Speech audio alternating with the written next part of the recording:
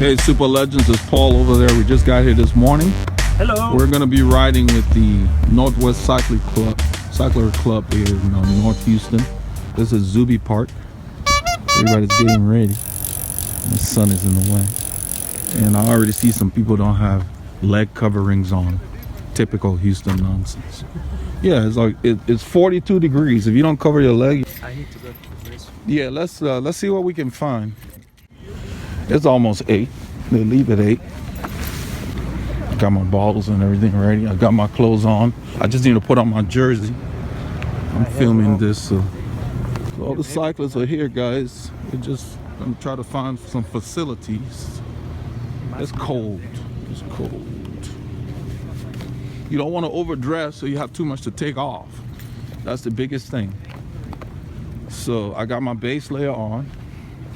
Most people got their leg covered. A couple of people trying to act tough. We're local. Mallorca is 60 degrees. And it's 60. Don't overheat that. Part of the training, right? You can afford to overheat. The part of the training is to overheat.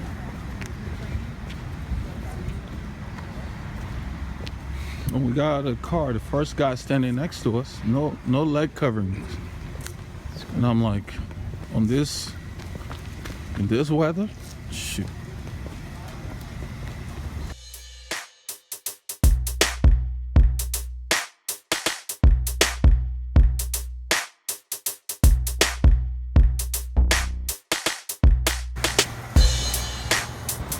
Yeah, we found the facilities. The good thing about a park is they got standard facilities.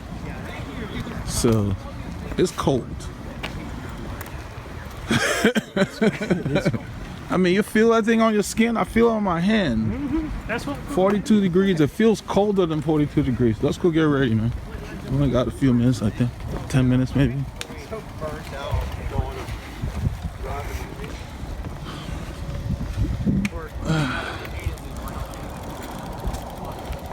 Yeah, every time I come to an event like this, I remember that lady or whoever that said, I forgot my shoes. Does anyone have shoes? I was parked the night before. Pack everything. The thing about a situation like that is, what are the chances that even if somebody does have a shoe, it works? First of all, does it fit you or work with your pedal system? I mean, if that's the case, you might as well play the lottery. You stand a better chance. That first of all, it will fit you. Second of all, the cleat would be set for you. Third of all, the cleat would suit your pedal system. I mean, that's too many specific situations. You forget your shoes, you're not riding that day. That's it. I mean,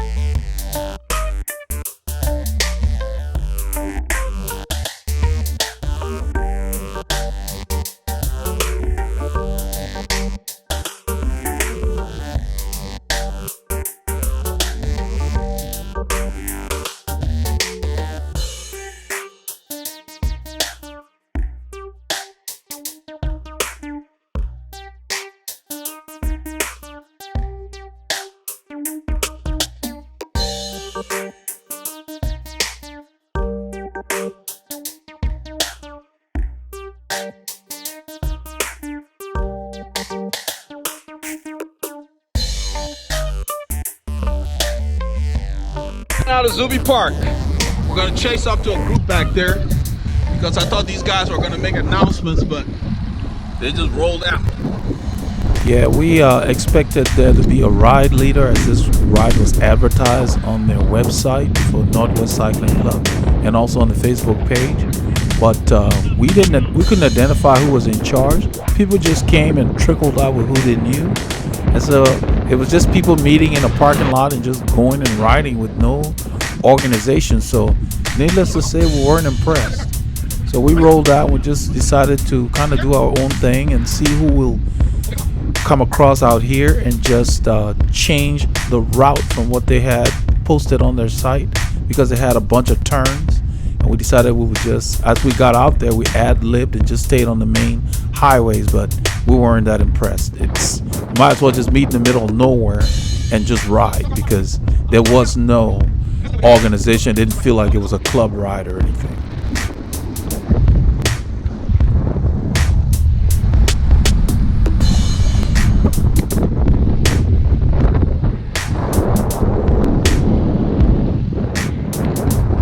So right about here, we saw a couple of riders up there, and we decided to just ride up and see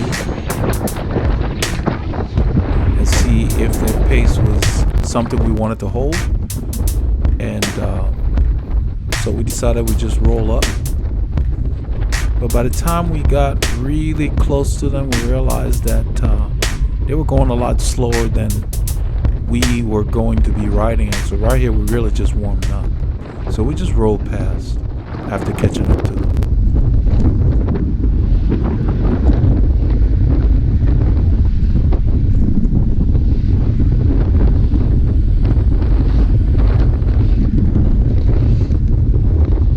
You can hear the wind. I mean, it's blowing. We're headed north, kind of northwesterly, and it says 4C, but it feels colder.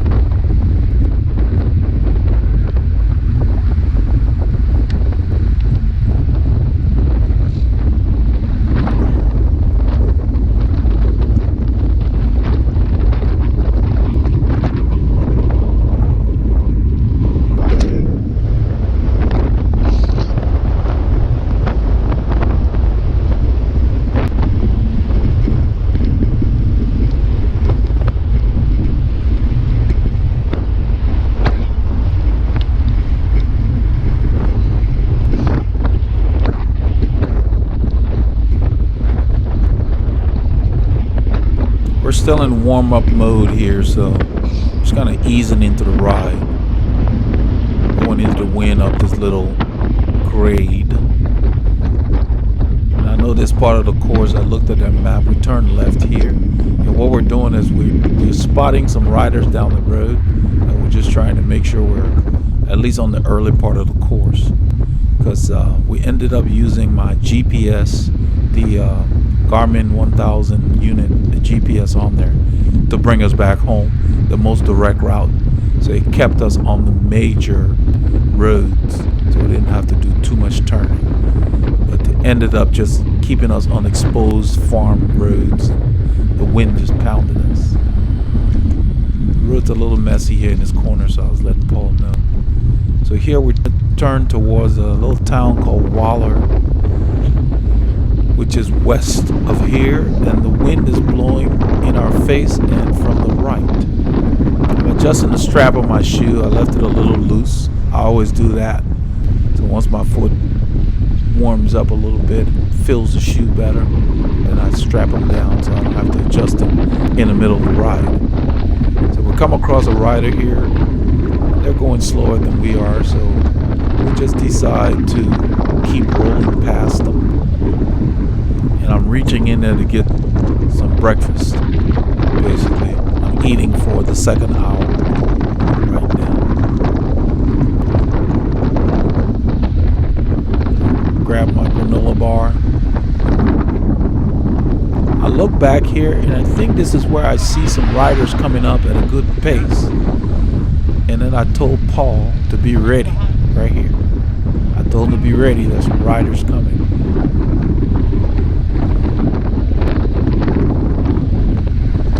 So I continue eating, and right here, this is what I do. I see the shadows, and so I know that's what I'm looking at. And I pick up my pace just a little bit, and not going that much faster. So I just increase my cadence, maybe 7 RPMs. I'm still having breakfast. And they're doing an echelon because, of course, the wind is coming from the right and in our face. You look at the guy on the right, he's doing a lot of spinning. He's a small guy, so it makes sense. So as he drifts back, I'm not part of the group yet. I just basically give him room. Look at his head. He's going to turn and look, boom, he slips into the gap. And that's the same thing I talk about. You don't need to turn your whole body. He just turned his head a little bit to make sure nobody was there. And that's what I talked about at the Heroes Ride, where you got to look before you move. So within less than 30 seconds of getting on these guys' wheel, I've already sized up that they're pretty experienced just by the two things I pointed out right there. And so they understand that I don't know what they're doing. I'm not getting in the rotation until at least I've seen all of them pull. And it turned out that I never took a pull with them because they ended up not really doing the route that we were trying to do. We're trying to do the long route, which is about 105, 106 kilometers. And they were doing the short route. So I found out later on. And so right now all I'm doing is I'm just getting a feel for what they're doing. I don't have to pull at this point. And when you join a group, that's what you want to do. You want to see what they're doing first, get a feel for it. If I did decide to pull, I would pull at the same speed they're doing. So we're doing about 20 miles an hour into this hill. It's a grade. It doesn't register, but it's a grade and wind. It's one of these gradual grades, let's put it that way. But we're warming up into the wind. And that's not easy because that wind is out here. So I let this other guy, left a gap for him, he slipped in. And I left just enough of a gap for one bike so that I didn't have to work too hard to close anything. I just soft pedaled and let him get in. I'm still eating, so I'm drinking to wash down my food.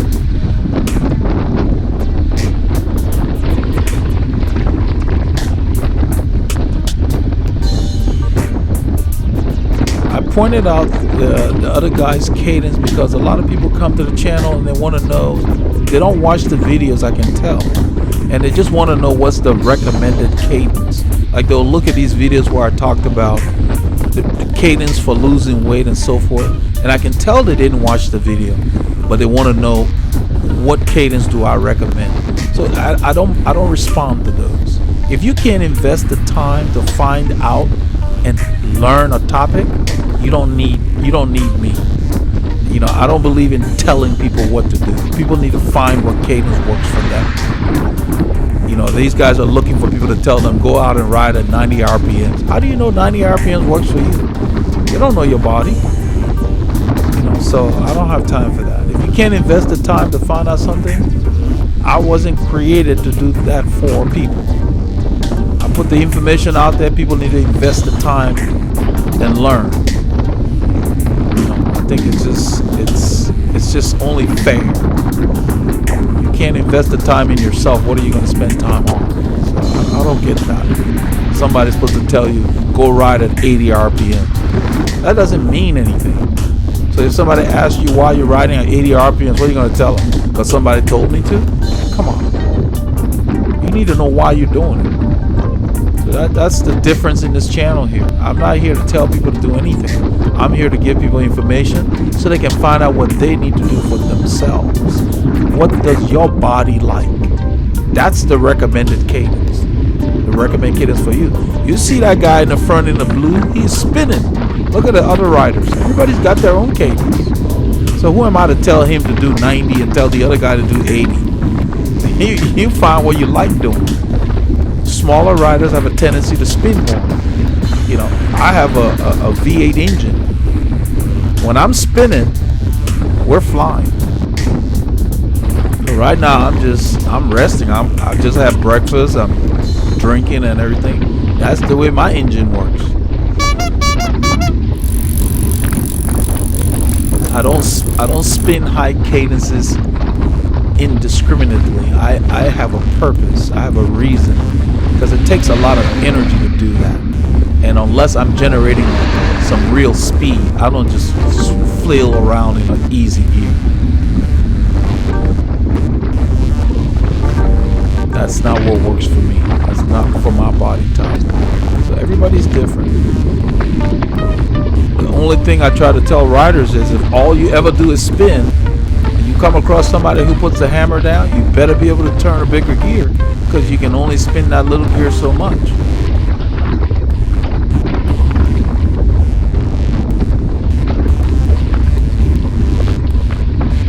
And some people get lulled into thinking that because somebody's spinning, they're a better rider or more efficient rider. Spinning is relative, like I say on all the gears. You can spin at any cadence. You can spin a high cadence. You can spin a low cadence. Everybody here is spinning something, some cadence. The key is you better make sure it's a cadence that works for you. Because if the pace changes and you've been outside your range, you will struggle. Or you'll probably get dropped. That's the key. So you watch everybody. Watch the guy with the gray knickers. He's in a slightly higher gear, and now he stood a little bit, a few strokes to stretch. I'm watching all these guys as I ride with them. I watch their form. I can't help it. I just observe. And that's how you know whether you're going to follow somebody closely. You watch their style. You watch how comfortable they look on the bike. Then you get closer. So after watching these three guys, tell them Paul to come up. I'm not really sure why I did that, but because the draft is on the left here. You can get a decent draft between two riders, like between this guy in the black knickers here and the next guy. I could be between them and get a decent draft. But anything further to the right, I will be catching a lot of wind. Look at the guy in the front. He's spinning like crazy. And unless your body's used to that, that can waste a lot of energy, burn a lot of calories sitting up there. He's very hot. You can see he's got his jacket open.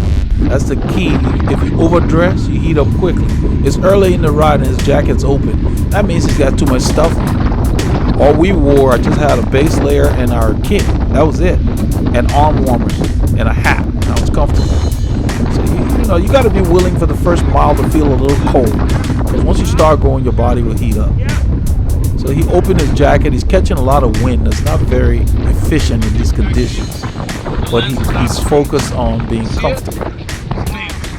So I'm talking to Paul about the camera here. I think he had it at an odd angle. I told him to get in there so I can straighten it up. So this is just 18 minutes into the ride. Normally we're warming up. So this is about our warm-up pace. It's not that difficult. And you see the temperature has dropped to 2C. When we started, I think it was like 4C in the parking lot.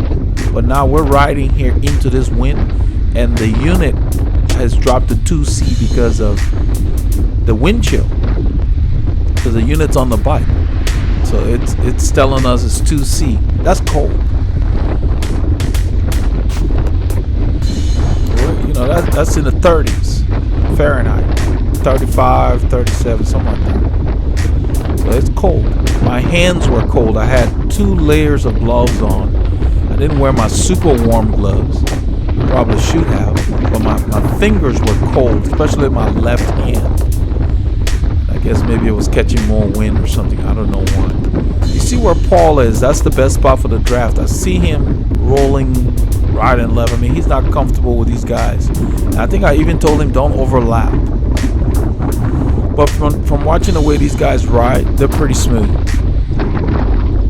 So that's an echelon, folks.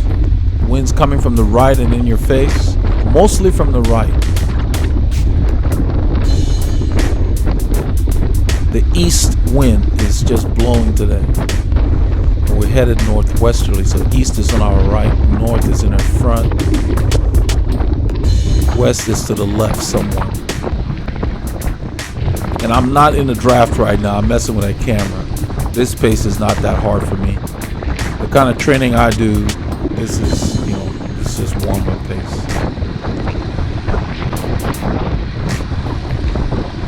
So I got the camera situated, and right now what I'm doing is I'm looking at these streets that we're passing, because I'm looking for a road called Binford. That was the road that we're supposed to turn on, and I think we ended up passing it. So I'm looking, so I begin to wonder whether these guys were going to do the long route. I think it was like 65 miles or something like that. Was a long route. A little over 100 kilometers.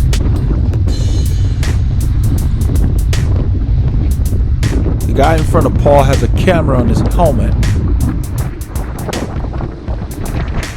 And he ends up in a short while pulling out of the line and getting behind us. I think he was doing the route, but I didn't know. So he ended up pulling out and then turning. We continued to go straight. I mean, we know the general area, so it's not like we're lost or anything. But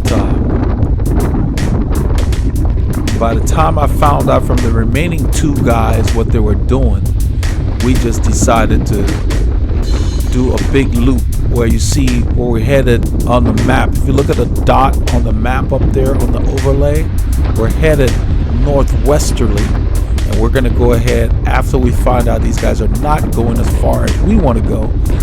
We're going to go south, because at this point we don't know yet. We're just following. We had planned to come out this way anyway, so why not do it in company? But my biggest disappointment was that if they had made some kind of announcement in the parking lot, like, you know, this group, the 20 plus is going, this is now the 18 to 20, like it's posted on their website, it would have made more sense. But we didn't know who was doing what, who was doing the long route.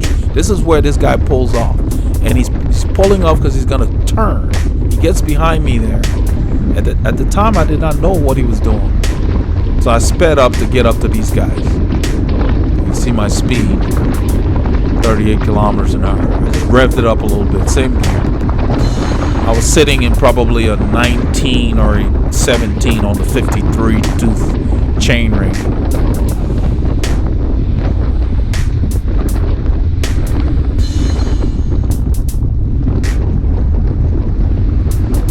And any one of these streets on the right would take us east, but you will be going straight into the wind and get into the route that they normally do.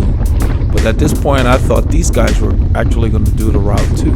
So by the time we get to, there's a highway 362 around here somewhere, and that kind of clued me that something was up, that they were doing something different. Now watch this guy in the blue at the light.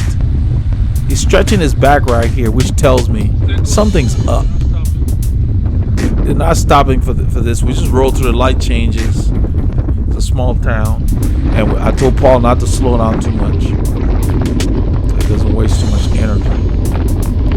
But I want you guys to keep your eye on the guy in the blue, the guy who's doing all the spinning. He's stretching his back, which tells me something's up with his setup. And then at one of these intersections, you will see what he does with his hands.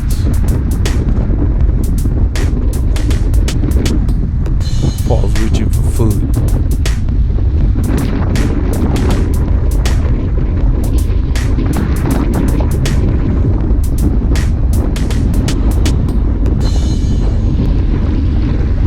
You can see he pedals at a very high cadence. But what I look at his left wrist, I don't know if you can see it in this shot, is bent on the bars. Just a bit more than it should be. It's kind of bent. And I didn't notice it during the ride. It's just when I was working the clips, I noticed after what he does at the next stop. That kind of clued me that something's up with his setup to where he's putting a lot more weight on his hands than he should. So even experienced riders have bad fits.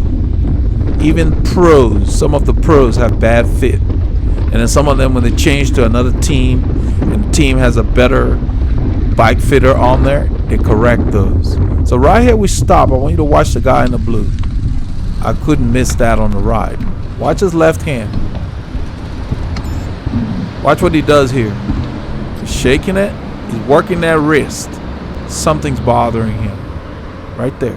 Something's bothering him. Something's wrong with that fit. You shouldn't have to do that. Look at Paul. Nothing. Look at the guy, the other guy. Nothing. That's normal. You shouldn't be messing with stuff like that. So something's up with his fit. Either the saddle might be tilted down a little too much to where he's putting weight on the bars or something. But he looks like a seasoned rider. I mean, look at his form.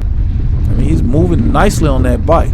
So I don't know why he's putting up with that discomfort, but a lot of riders do that. They'll go years riding with a bike that's not properly fitted, and he could be riding in so much more comfort. This guy with the white here is not having any ill effects from his setup. So it's just something, and it doesn't take things to be off too much for you to be uncomfortable. It doesn't need to be a major discrepancy in your fit. So right here, you notice the guy in the white is standing. He's in a bigger gear, and he's letting his muscles work differently. You notice he's wearing what they call knickers, and that's what I was talking about with Paul. I said, when it's cold, I just throw on leg warmers. Now, there are times when I know if it's going to get up above 65 during the ride, 65 Fahrenheit during the ride, I may put on knickers, and then I can just pull them off and put them away. But if it's not going to break 65, I just cover my whole leg. There's no point not to. I like to stay warm.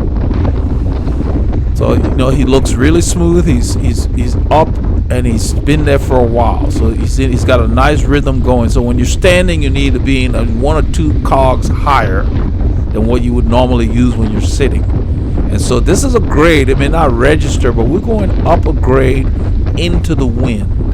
And this wind is not joking, because we got a front yesterday, Friday, and all day the temperature continued to drop. You see it showed 1 briefly and went back to 0. It's a drag. If you look at the camera shows you it's a drag. And that guy in the blue jacket has been at the front for a while. We're just sitting in now. At this point, it's about almost half hour into the ride. If there had been on a course that was going to be as long as the one we're doing, I would have then started to trade pulls with them, because we follow them enough to see how they're riding. They're riding steadily, relatively, so. But once we got way out here, I realized we had already passed our turn that we were supposed to take, and I started to think, what are they doing? You can see I'm not really in the draft. The pace is not that hard for me, so I'm just sitting, I'm just watching to see what they're doing. But they're very easy to follow. They look like very safe riders, very experienced riders. I like riding with riders like these guys. I don't know them, but I will have no trouble riding with them, because they ride very, very predictably, and they're very smooth riders. It's obvious that they ride in a group often. And if I had spent any appreciable time with them, I would have asked that guy what was wrong with his wrist. I would have just asked him, is your hand hurting you or something? Just to see what he'd say. Because that's the way your body's telling you. We spend hours on the bike, and if something's off, it just exacerbates that problem. So you hear that wind. The camera has dubbed it, and I left it like that. But the entire day, all we did was fight wind. And further on, you'll see the other clip. We basically, when we decided to do our own thing, we could barely hit 28 kilometers an hour, because it was just, the thing was trying to blow us off the road. I could not take my hands off the bars, period. You had to have one hand on the bar always, and I had one near the stem if I moved another hand, just for more control and stability. So right about here, we're basically outside of the little town called Waller, where we should have done our turn. So I rolled past Paul here, because I decided I'm going to ride up to these guys and ask them what they're doing. I've got the camera with me. You see the guy behind in the white. Look at his cadence. His cadence is slower than the guy in the front. This is the reason I don't give people numbers. That's what's developing right here before your eyes. Everybody's different. Find your own cadence. Find what your body likes. Don't worry about the numbers. As long as you're not behind the gear, you're spinning it. Spinning means form. Going through, pulling back, scraping, kicking over. That's it.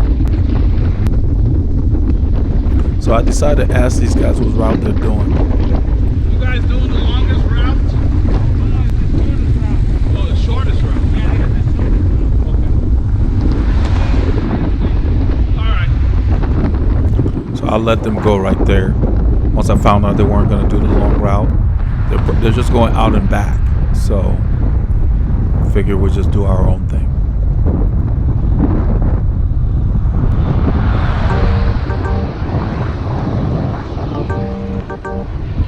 So at this point, we're decided to go through. There's a little town called Patterson, Texas. Population about 560 people. Our channel is bigger than this town. 362 is up ahead. 362 is the main highway we're looking for. It lets you know which road is coming up. So I turned on the I can't even GPS leave my bars. on the head unit and told it to take us back to the start because we're over 2 hours into the ride. If you look on the map, we're southwest of the start. So I told it, take us back to the Hear start. something, man. What's that ticking?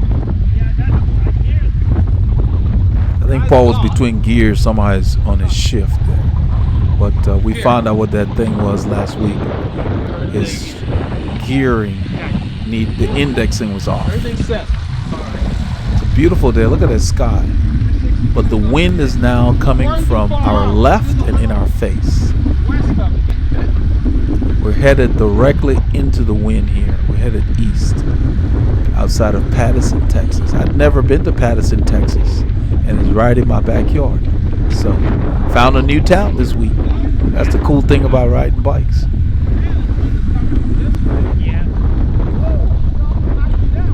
It's not much to the town, just a few buildings. You got 560 people in the area. And look at this road, nice and smooth, just beautifully paved.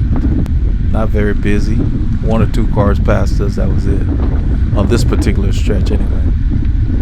But the head unit took us down the main highways, 362 and 529. And then the final stretch was off of a road called Katy Hockley.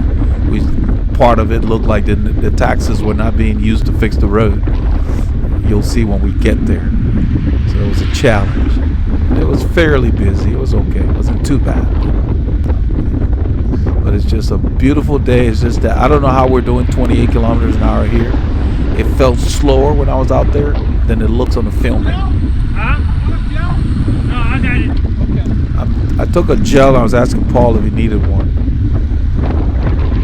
You can't forget to top off your energy stores, especially in the wind, because the rest of this ride, if you notice, we've got 62 kilometers. So for the next 40 kilometers, we were fighting the wind. It was the longest 40K I've done in a long time. And the road is just flat, so everything looks the same. There's nothing going up or down or that twisty to use to break up the course. So it can play, especially if you're riding alone, it can be kind of dull. So as much as we like riding bikes, this was not one of our most interesting rides as far as route. Woo. This is 362. That's what we're looking for. At 359 becomes 362. Yeah.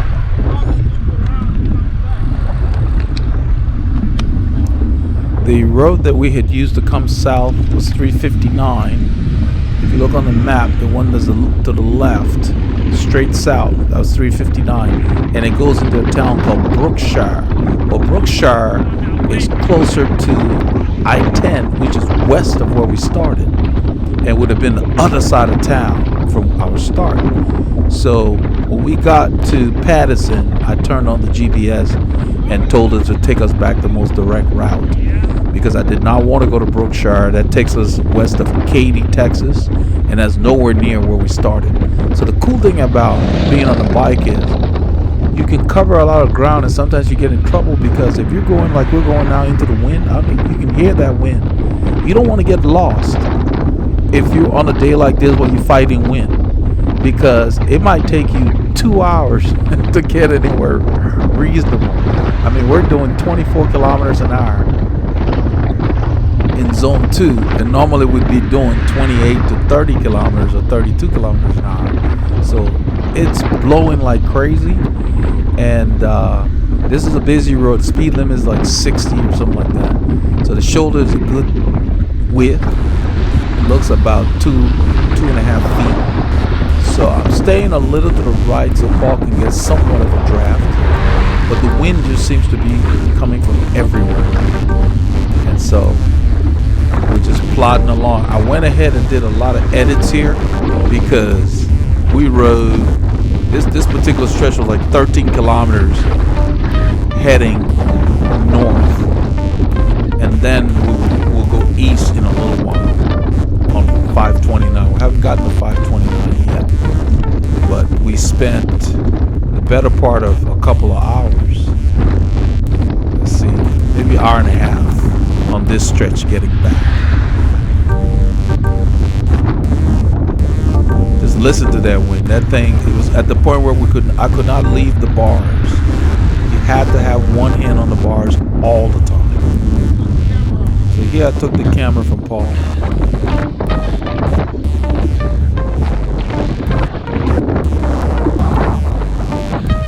This is where we turn on 529 and we're headed east. So now the wind is coming from the left, and it seemed to be in our face too. Wind out here, guys, blowing us off the road. Wow. What's this tank here?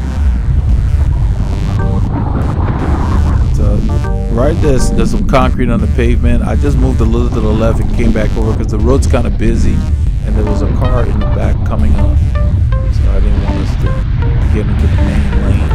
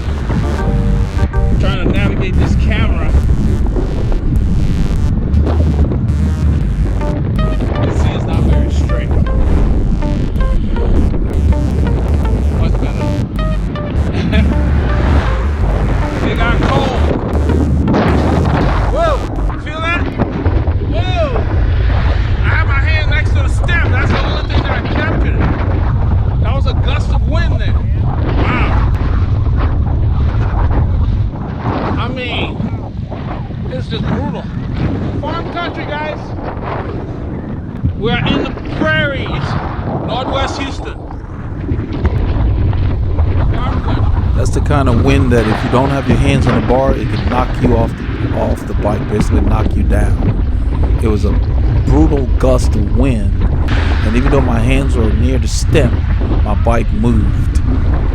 That's the kind of wind. So the entire time we had our hands on the bars. It was not a day to mess around. This wind was not playing. I don't know how we're doing 26 kilometers an hour. It did not feel like 26 kilometers an hour. It felt like we were doing 20 kilometers an hour, if that. It just felt slow. The whole way back seemed to take forever. And I think it has to do with the terrain, because you see nothing other than like look up the road. That's all we saw for the last 25 miles, 40 kilometers. It's just not very interesting. When you're climbing and you're doing other things, it's more, look at the flags over there. I point that out to Paul. That's where the wind is coming from, and then we have gusts. So I think it was like the wind was blowing probably about 30 kilometers an hour thereabouts from time to time. So I edited quite a bit of the return because it was just riding on a flat road. This is Katie Hockley Road. We're not turning here. We're turning the next one. It's called the Katie Hockley Cutoff, which is what the navigation system was recommending as the most direct route. Ended up being correct. It basically took us in a box all the way back because the roads in the middle don't always go through, so it did not take us on those minor roads. So we're on roads that carry fast traffic, 60 miles an hour. You know they're doing more than that. So right here is a intersection with a stop sign. It's not that busy out here, even though they got these wide open roads. So they just have a four-way stop. So it's our turn now. This guy was there with a white car. I waved him through because he was waiting. Just let him go. That's how you take control. Just let him go so it's clear. And he can go and so you can go. We didn't have to unclip. This is the road that looked like they didn't spend much money on it. They need to come back and pave this thing. It was like washboard to the left of where I'm riding. It's like washboard. And the road's fairly busy, so I'm trying my best to stay as far to the right as is practical. And it ended up being the best spot to ride because it seemed to be the smoothest spot because the drivers probably don't drive that close to the edge. And so it's not torn up. You can see where they've come back and patched it somewhat.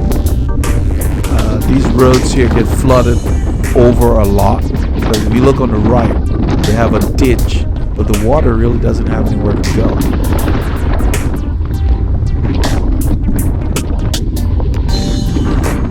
And once it gets super bumpy, I stand for a little bit. Once it settles, then I sit back down. But for the most part on this stretch, I'll let Paul know about those holes. We just stayed on the wide line as much as possible.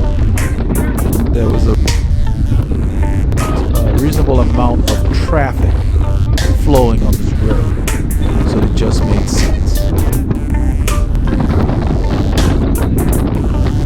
You see the water on the side of the road? We haven't had rain in a long time, and still they got water sitting there. So can you imagine 50 inches of rain, what this looked like? These are the areas that really flooded badly. These roads were probably lakes under lakes. That's why they're in such dire conditions. Look at the water on the side of the road. We haven't had much rain. I don't think we had any rain for maybe 3 days or something. A little bit of rain. And water sitting. Yeah, I made a mistake. I thought we were going to go left here, but this was West Road. It was not our turn. We've got about 13 kilometers. So I told Paul there are cars behind us, so when the light changes, I move over to the right, and then I wave the cars over.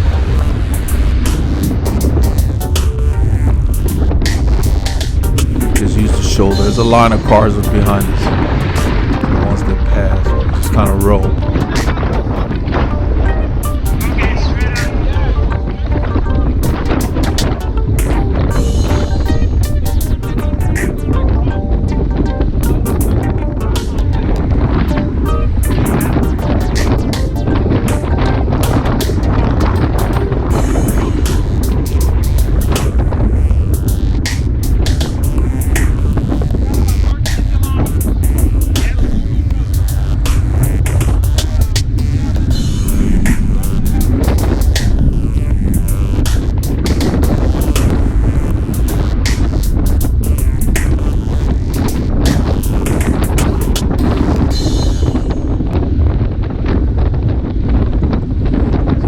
Point, I think this is where we see a guy coming out with his trailer. I don't know if we've gotten there yet. I think it's down the road. Yeah, we have to stop because he's trying to get out and he's trying to avoid that trailer from getting in the ditch on the left. So we stop right here because the traffic on the opposite side has stopped for him to get out. But you can see the trailer, the back tire comes close to the ditch on the left. That's what he's trying. That's why he's going all the way into the grass to make sure he's got enough room. So we're backing up here to give him a little more room. And we got cars lined up behind us too. He's trying to walk over that.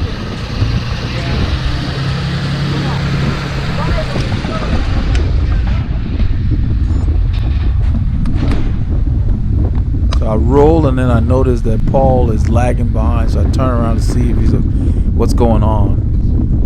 And I back off the power a little bit and I see he's coming. So then I resume.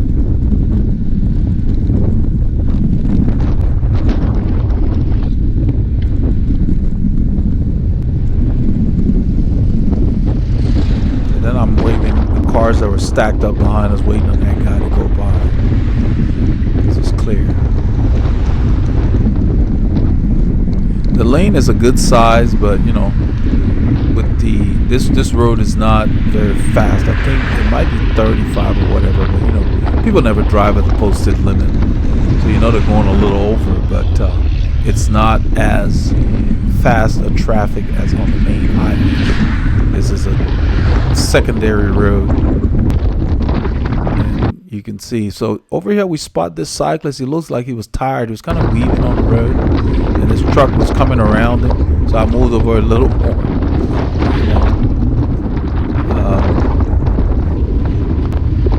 It was a brutal day to be out on the bike, and he looked like he was riding solo. I don't know if he started that ride with the Northwest guys or not, but in this area there's a lot of people riding. We saw a lot of solo cyclists that were out. It's good to see that many people. I like seeing people out on their bikes. The more the merrier.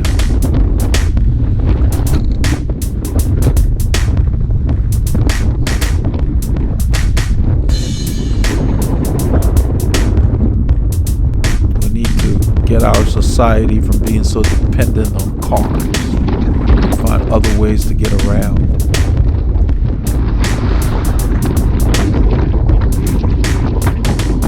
Just listen to that wind. That's all we heard. It just seemed to take forever to get back. You can see the speed here. It says 23 kilometers an hour. And it's just... it felt like we were climbing for the last 40 kilometers. So this is where we get our mountain climbing in. We got the wind here, and it felt like I was climbing. I told Paul it's our mountain too.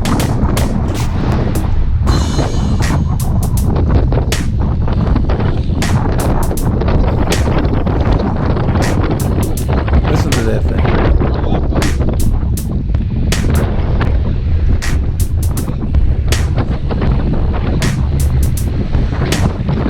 The thing about the wind is it's relentless versus a hill. With the hill, you climb the hill, you finish, you go down. With the wind on the flat land, it's just blowing. And this was almost 90 minutes of fighting on the way back anyway. I mean, we fought it in the morning too, so let's say about almost 3 hours of fighting wind. That's tough on your body and your mind. What the guys in the Netherlands and the Belgians fight. You know, we couldn't really do a perfect echelon. We didn't need to on a lot of these roads since they're narrow anyway. But a lot of times the wind was pounding us from all over, so it really didn't matter. You know, but we really couldn't use too much of the road to do a perfect echelon. So you got to do the best you can to find shelter.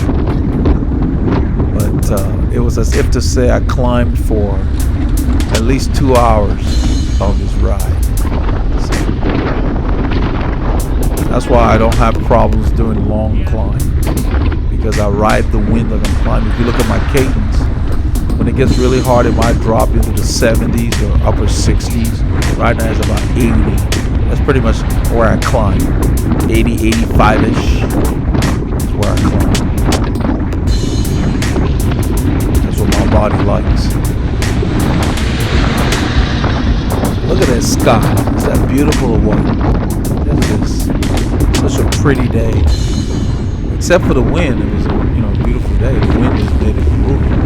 So yeah, we didn't go as quickly as we normally do. I mean, normally we're doing 10 kilometers an hour faster than this.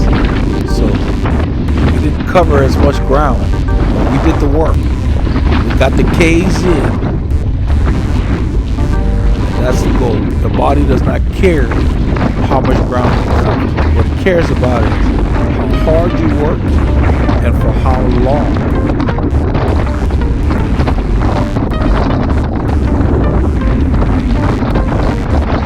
You can hear that wind. The camera dubbed it down, so imagine what we heard. That thing was blowing. I never left the bars. There was always one hand. You couldn't knock you down. Too much of a risk because we didn't know when we would get the wind gust. just had to get a rhythm and try to maintain it. You can see right here, I'm barely doing 21 kilometers an hour. Similar effort, lower speed. Normally I'd be doing 32 at this effort. That's why you shouldn't worry about your speed, worry about the effort. This time of year we're doing long, steady riding. That's what we're doing. And that was some of the things that I discussed with Paul. A lot of the rides we go to, the guys ride hard all year round. They don't really have a periodization schedule, and that can lead to burnout.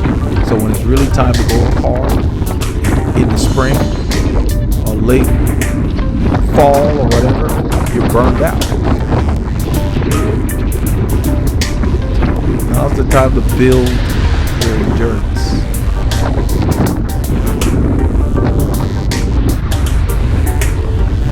And you do a lot of long riding. When it's time to go fast, you'll be ready.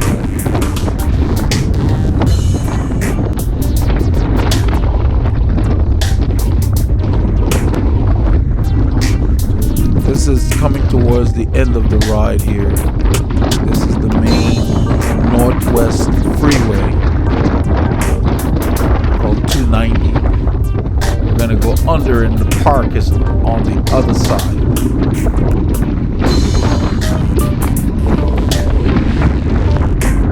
I'm not intentionally slowing down. It says 19 kilometers an hour. That wind is picking up. If you notice, all the trees are gone. They got like a company here on the left that looks like they sell dirt or whatever. Everything's been cut. That's one thing about Houston. They clear everything. Just, there's nothing here to shield us from the wind. That thing's blowing.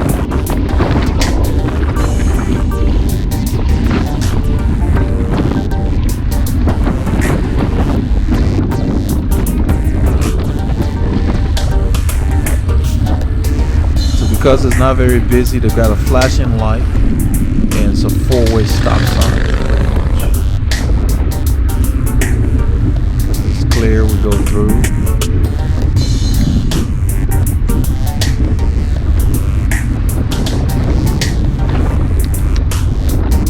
And as we go under here, this is another stop sign. But that's the access road for this roadway we just went under. This driver here wasn't sure whether she wanted to go, kept hesitating. I waved her through, like, go ahead and go.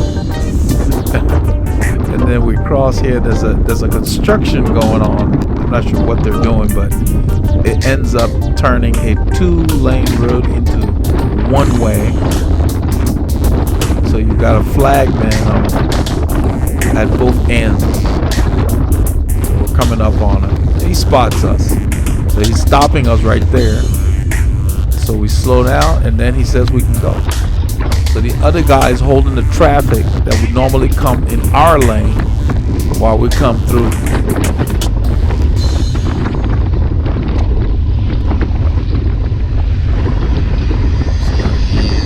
I just tried to get through there as quickly as I could.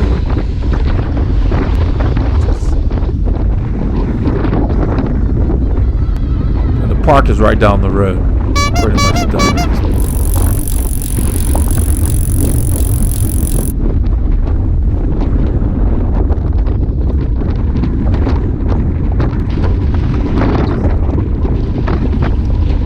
So this is what we did on Saturday. I hope you guys got your K's in. And stay tuned for the epilogue here. I put a little bit of closure on this thing.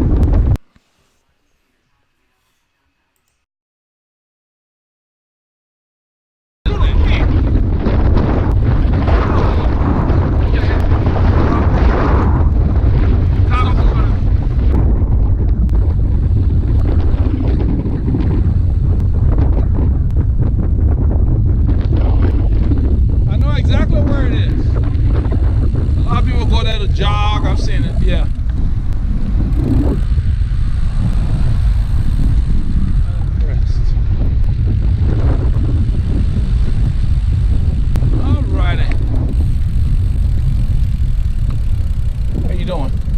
So good. You've done this ride before? Which one? Isn't it the NWCC ride? No, I just riding out here. You just riding out here? Well, that's pretty much what they do. We heard about them on Facebook, so we came out here because they said they have. You go to the site, they've got a ride starter, all of that. We couldn't recognize who was who. They just show up and trickle out of here. Everybody's all over the highway doing their own thing. I'm like, please, this is a group ride? I'm not impressed.